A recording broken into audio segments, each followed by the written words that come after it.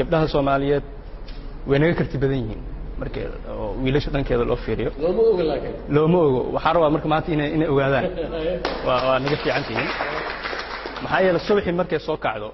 subaxii guriga qof ka soo horkacay ma jiro canjeeri dubta shaahi karisa waxbarashada way adiga aadoosid ogoona markii waxbarashada lagu jiro gabdho waxaa jiro ka markis badan wiilasha aadayna u badan yihiin waliba gabdhaha markis badan marka kartiyo badan isku darsadeen anaga inta badan waa hurdnaa waa ciyaarnaa howlaha guriga ma qaban banaanka markii loo baxanay gabdhaha way naga fiican yihiin aniga family ahaan gabar curad noocidna weynay waxay noqotay qofkii yiri aabaheena fariiso waa daashay ana shaqeynaa gabareen noqotay macnaha waa dareen kartaa gabdhaha marka waxa rabaa inay ogaadaan anaga